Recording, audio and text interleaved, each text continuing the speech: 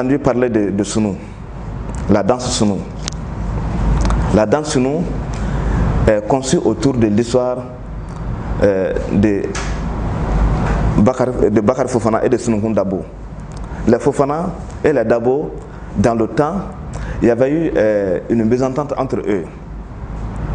Et jusqu'à ce qu'il y avait une interdiction entre eux que l'un ne doit pas épouser l'autre.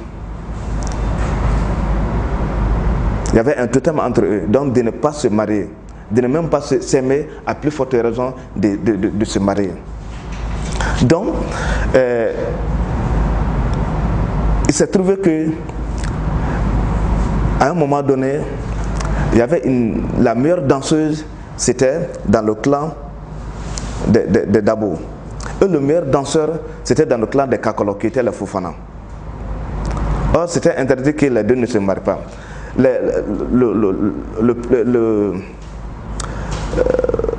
meilleur danseur et la meilleure danseuse sont tombés amoureux l'un de l'autre. Et au moment où les parents de Sunukun ont su que Sunukun est tombé amoureux de Bakary et qu'il ne doit pas se marier, les parents de Sunukun l'ont enfermé pendant un très bon moment. Donc, s'il venait, même si il organisait la manifestation de Sunukun n'était pas là. Donc, les jeunes du village se sont réunis pour dire que vraiment cela ne peut pas se passer comme ça. Il faut qu'on trouve un moyen pour faire venir Sunukun. Ils se sont organisés un jour pour voir ce qui s'y passe. Et là, ils ont chanté pour aller d'abord chez le chef du village. La chanson est Sunu Maye, Sunu Maye, Sunu Baba, Sunu Maye, Nyanemanjugu, Saya de Monem. Qu'est-ce que cela veut dire? Ko amanga fole ke wate ba anteka Sunu Maye sisam. Tunun te basire. Mais nous sommes Saya do anya o de Kojugui. Donc ils ont dit ça pour aller chez le chef du village, pour aller expliquer l'histoire au chef du village. Donc le chef du village s'est ajouté au groupe maintenant pour aller dans la famille de Sunukun. Et ce jour-là, ils ont allé prier, ils ont allé chanter, danser jusqu'à faire sortir Sunukun. Et ce jour-là, il y a eu le mariage entre les Fofana et les Dabo. Donc ils ont mis fin à une guerre fratricide pendant des décennies, on peut dire que pendant des siècles. C'est une question de siècles, parce qu'on ne sait pas à quel moment c'est fait. Mais c'était là, il y a des siècles quand même. Donc ils ont mis fin à cette histoire. Et ce jour-là que le nom de Sunu est venu. Sinon d'abord, cette manifestation était appelée Mandengulu. Et ensuite c'est venu Djembe. Maintenant, c'est Sunu qui est adopté grâce vraiment à l'histoire, à ce qui s'est passé entre Sunukun et Bakary, qui ont mis fin à cette guerre. Donc tous les pas qui sont dedans ont un sens.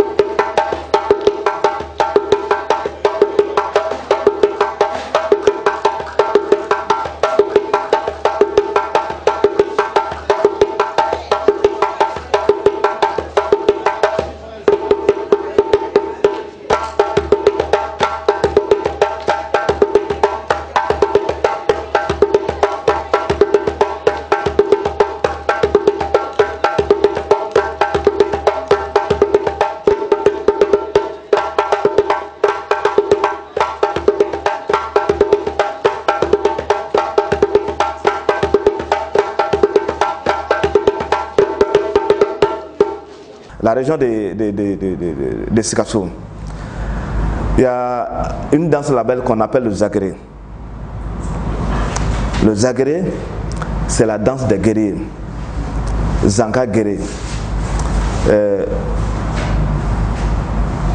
Zan était un roi.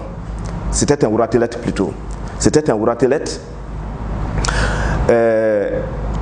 Lorsqu'il sortait pour aller faire le combat. Quand ils gagnaient, en venant, ils dansaient cette danse. C'était pour montrer qu'ils ont gagné. C'était pour montrer aussi leur bravoure. Donc, s'ils gagnent, s'ils sont contents, donc la danse avec laquelle ils rentraient à la maison, donc ce sont ces pas qui signifiaient que vraiment nous avons gagné. On est allé au combat, nous avons gagné et nous revenons sains et saufs. Voilà. Donc, cette danse aussi, le Zagré, c'est une danse de guerrier qui est basée autour du gain. Voilà.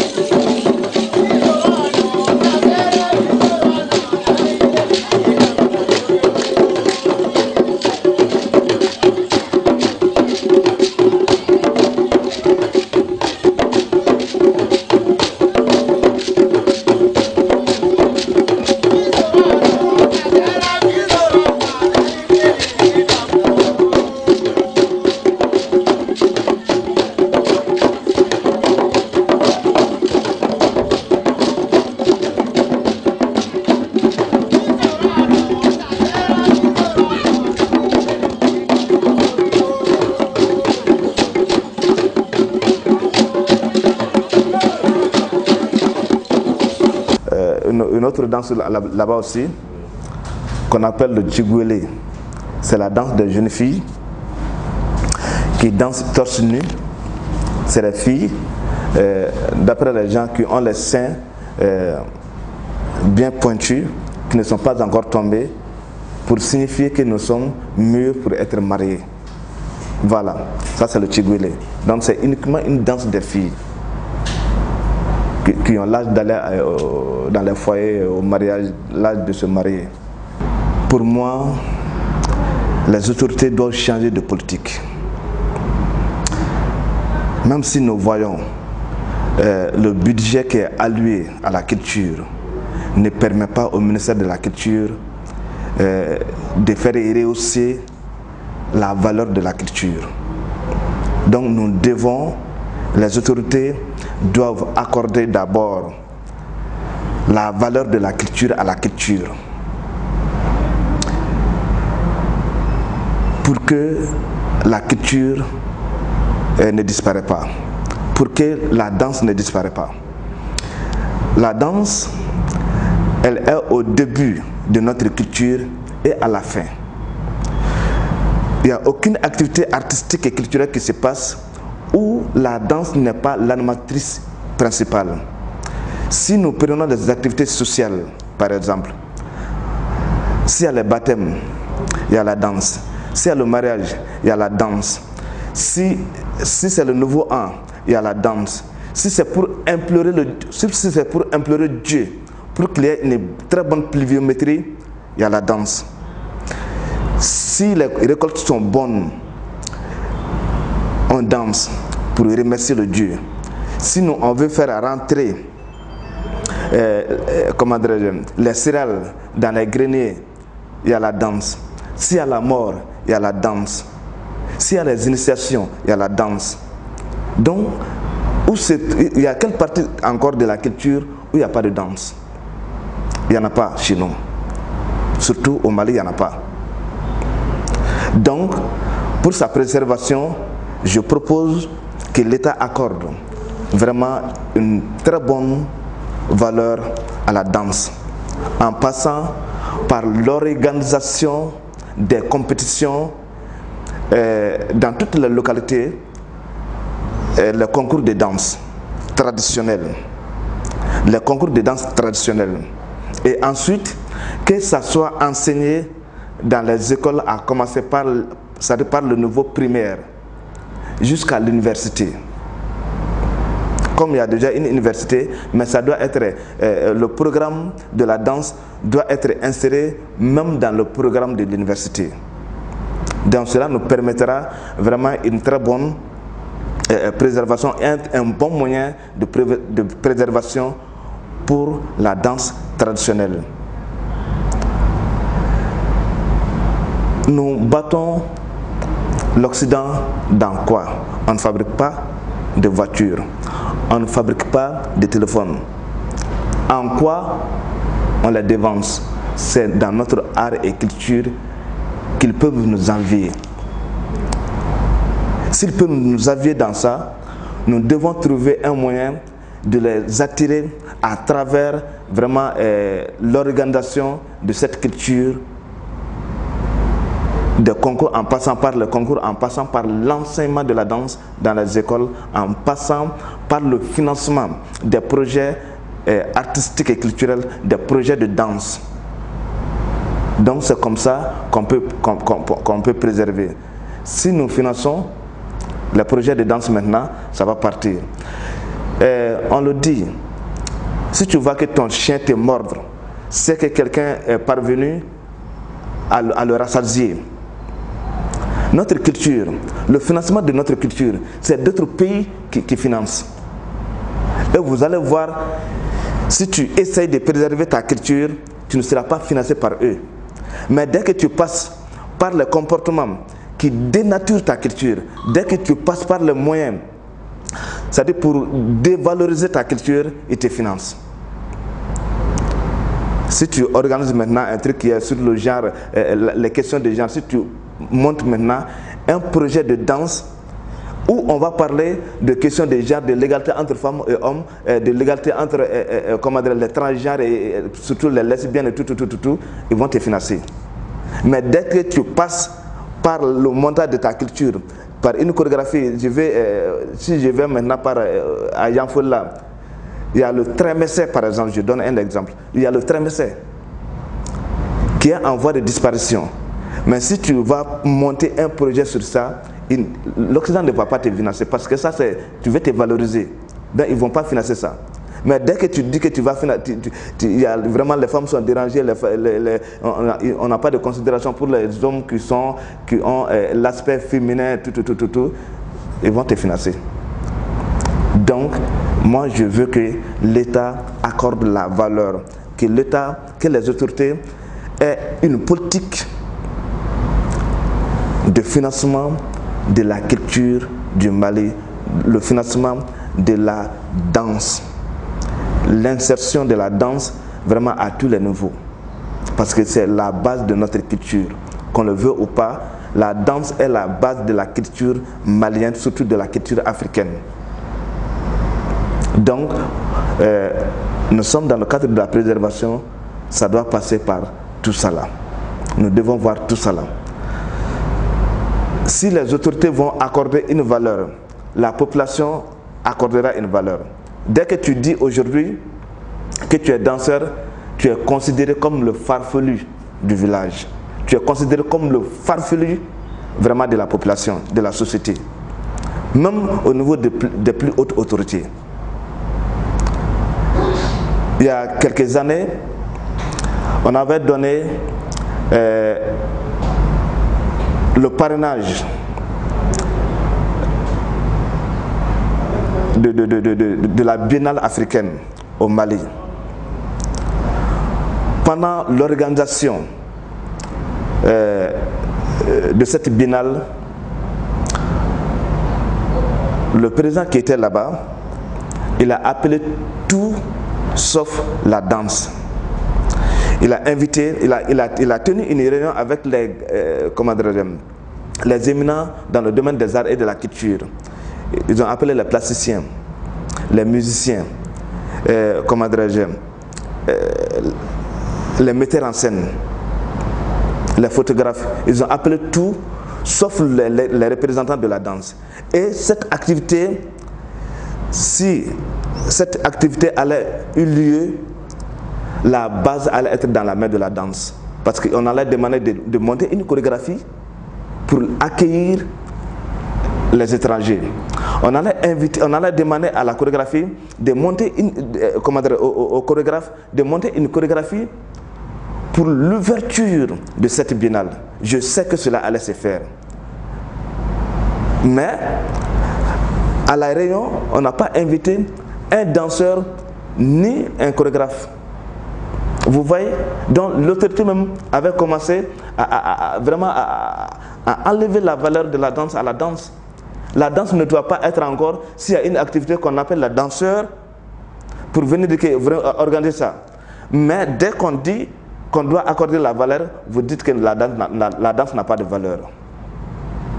Donc c'est ce qui me tue. C'est ce qui me tue. On ne peut pas être soi sans ta culture. Même si on me demande aujourd'hui, je vais dire, tu ne dois pas être président de la République si tu ne sais pas danser la danse de ton ethnie. Si on me demande, tu dois savoir danser la danse de ton ethnie avant d'être candidat. Si tu ne sais pas, tu es enlevé d'office. Ça, c'est ce que moi je veux. On dit que ce n'est rien. Et vous courez derrière la culture d'autres. C'est grave. C'est très grave. C'est très très grave. Donc la danse, c'est nous. Nous sommes, nous, à travers notre culture. Comme on le dit en danse, don. Dans le mot don, en bamana, il y a beaucoup de mots qui découlent dedans. Ibe don follow de. Ne don numan ke sadra ibe don follow. I to be nyinka don parce que don numan de ke. I ka don jara dien mama a bebe nyinki don. télé. Doni Bakono. Vous allez voir, il n'y a aucune danse au Mali qui n'a pas de sens. Même la danse des enfants, des blacos qu'on appelle les gamins, même la danse des gamins, cela a un sens. Aucun pas dans nos danses au Mali qui n'a pas de sens. Il n'y a aucun pas qui n'a pas de sens. Donc tous les pas qui composent, qui constituent vraiment l'ossature même de la chorégraphie d'une danse, de la danse d'une ethnie, vous allez voir que tous les pas ont un sens. Tous les pas ont un sens. Et la danse en général dit une histoire, donne une histoire. Toujours. Donc nous on se reconnaît dans cette histoire. Soit c'est pour dire le passé, soit c'est pour parler du présent, soit c'est pour donner, comment dirais-je, le futur. Dans notre danse, les danses sont conçues comme ça. Voilà la raison pour laquelle nous devons accorder la danse sa valeur. C'est ce que je veux. Parce qu'ils savent pas, beaucoup de gens ne savent pas qu'il n'y a aucune danse qui n'a pas de sens. Toutes les danses au Mali ont un sens. Tu peux dire que je ne connais pas le sens de cette danse, de cette ethnie. Quand tu vas faire tes recherches par rapport à cette danse, vous allez voir que cette danse est assise sur une histoire vraiment qui va t'ébahir. C'est clair et net. Ce que je peux dire, la danse traditionnelle, elle est ce qu'on a de commun. Cela se vérifie à différents niveaux. Et nous allons voir que cette pratique artistique est née avec l'homme. Parce que l'homme a dansé avant de parler ou avant de faire autre chose. La danse est née avec l'homme. C'est là on les voit quand l'enfant vient au monde. C'est par des gestes, avant les sons. Et cela a été traduit par beaucoup de chercheurs comme des mouvements d'expression. Et ces expressions peuvent être des expressions de joie, de bonheur, de tristesse, etc., etc. C'est pour vous dire que la danse, elle est tellement importante que vraiment, voir qu'on les met derrière nous, c'est vraiment dommage pour nous. Pour préserver notre danse, il faut vraiment la pratiquer partout. Nous voyons maintenant qu'à l'école, dans les espaces publics, comme vous avez si bien dit, nos danses traditionnelles ont été remplacées par d'autres formes d'expression corporelle. Et cela est dommage pour nous. Si on prend exemple à d'autres pays, nous voyons qu'ils essaient de mettre en valeur leur danse traditionnelle. Ce n'est pas la danse seulement, la culture. Mais ici au Mali, cela n'est pas visible. C'est vraiment dommage. Et il faut vraiment pratiquer, mettre en valeur nos danses traditionnelles à l'école, dans nos manifestations, et essayer aussi d'aider, de subventionner, de voir ce qu'on peut faire pour les danseurs, pour les chorégraphes, vraiment qui sont là, qui souffrent beaucoup. Ils ont choisi d'être des danseurs. Mais on voit que vraiment l'État, c'est vrai, on fait quelque chose, mais cela laisse à désirer. Il faut mettre en valeur nos danses traditionnelles, essayer de mettre des moyens pour sa pratique et essayer aussi de vulgariser partout cette pratique ancestrale. La première des choses, c'est de créer des espaces d'expression de ces pas de danse-là, qui ne sont pas faits au hasard. Parce que nous avons des pas de danse initiatiques, des pas de danse selon les cérémonies, selon les circonstances. Dans nos villages, dans nos villes, c'est ça. Tous les pas de danse ont des significations. tous les regroupements de danse ont des significations. Donc il faudra créer des espaces par rapport à ça. Et ces espaces existent dans les confins, les fins fonds de nos villes. Il y a des journées pour les danses, après la coupure, après les cultures. Ceci en font par an ou 2 ou 3 fois. Mais c'est dans les grandes villes qu'on ne remarque pas ces espaces-là. Raison pour laquelle les biennales, par exemple, sont des espaces, parce que c'est la danse traditionnelle qui est jouée dans les biennales. Donc pour que les uns et les autres puissent voir la valeur de nos pas de danse. Également des espaces de festivals. Aujourd'hui, les festivals sont uniquement musicaux. Or, ça doit avoir des espaces d'expression, de danse, qu'on intègre ça dans nos événements. Ça permet de savoir pourquoi ces danses, qui font ces danses-là, etc. Donc moi, je préconise que ces solutions soient des espaces créés. Déjà, le département du conservatoire, au conservatoire, il y a un département de danse qui travaille dans ce sens. C'est vrai, ils font un peu de contemporain, c'est pour être actualisé. Sinon, ils font également de la danse traditionnelle. Les deux mélangés aussi peuvent faire évoluer notre danse, quoi. Donc, voici ce que je proposerais. Ça pourrait être ça, mais s'il y a des espaces créés, ils pourront comprendre, les sensibiliser dans ce sens-là. Les espaces sont pour ça, les événements c'est pour ça. Effectivement, nous avons une génération, je dirais entre guillemets, qui se perd. Donc ça, ce serait vraiment les amener à se ressourcer dans ce sens-là. Savoir que la danse n'est pas que quand on est joyeux. La danse n'est pas que ça. Parce que c'est ce qu'on remarque dans les boîtes de nuit ou autres. La danse a des significations. Les pas de danse ont des significations. Il y a des danses que tout le monde ne fait pas. Il y a des danses appropriées à d'autres personnes. Donc ça, c'est des éléments importants de notre culture que nous devons sauvegarder et développer. Donc je suis entièrement d'accord que cette jeunesse, pas tous, mais cette jeunesse se perd un peu. Mais c'est de les faire revenir avec des espaces de sensibilisation, de pratique de ces danses-là pour qu'ils puissent comprendre l'essentiel, l'intérêt et l'importance de ces pas de danse et de ces regroupements de danse. Et c'est pour dire que à la jeunesse, si nous ne développons pas ce que nous avons, qui va le faire à notre place? Ça, c'est des choses qui existent et que nous avons. Pourquoi aller chercher chez les autres ce que tu as chez toi?